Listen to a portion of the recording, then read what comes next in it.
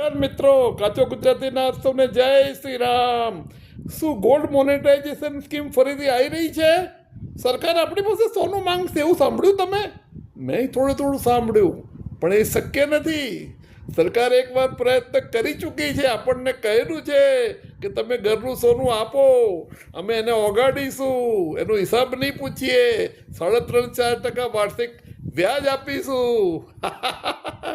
થયું કંઈ? કોઈ સોનું હાથમાં આવ્યું? કશું હાથમાં ના આવ્યું. એટલે એ શક્ય નથી મિત્રો. એટલે કોઈ ચિંતા કરવાની જરૂર નથી. અને તમારી પાસે ઘરમાં જે સોનું હોય એની પૂછપરછ થશે એવી કરવાની ચિંતા જરૂર નથી. કારણ શું છે? કારણ કે 1994નો ઇન્કમ ટેક્સનો કાયદો છે કે એક પરિણિત સ્ત્રી પોતાની સાથે 500 ગ્રામ સોનું કોઈ પણ ફોર્મમાં, કોઈ પણ ફોર્મેટમાં રાખી શકે. અપરિણિત સ્ત્રી 250 ગ્રામ સોનું રાખી શકે. પુરુષ પરિણિત હોય કે અપરિણિત એ 100 ગ્રામ રાખી શકે.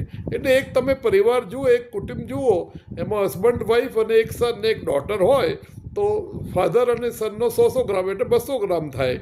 મધર અને ડોટર, એઝ્યુમિંગ કે ડોટર અનમેરિડ છે તો 500 ગ્રામ ને 250 ગ્રામ એટલે 750 ગ્રામ થાય.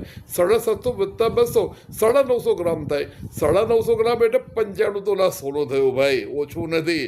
દેખ સમજો 100 તોલા સોનું હોય ત્યાં સુધી કોઈ તમને પૂછી ન શકે. નો ક્વેશ્ચન આસ્ક. કોઈ એનું એસેસમેન્ટ ના કરી શકે, કોઈ એને પેનલાઇઝ ના કરી શકે, કોઈ એનું બિલ ના માગી શકે.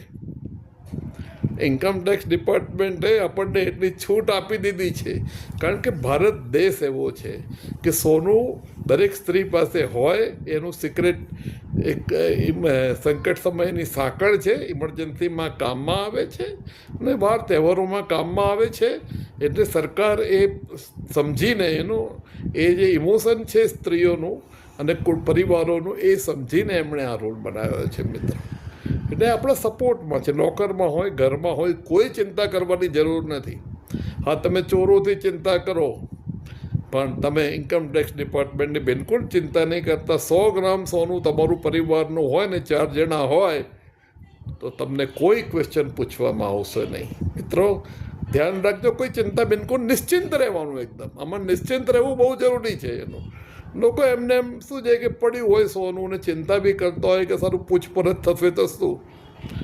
એટલે મારે જાણ કરવી પડી કે ભાઈ ઇન્કમ ટેક્સનો નિયમ 1994નો એવું કહે છે કે આટલું સોનું દરેક વ્યક્તિ રાખી શકે. એના માટે તમને કોઈ સવાલ પૂછવામાં નહીં આવે, તમારું બિલ માંગવામાં નહીં આવે, એનું કંઈ પ્રોફિટ ગણવામાં નહીં આવે. મિત્રો આભાર. Thank you so much. So nice of you. મળતા રહીશું.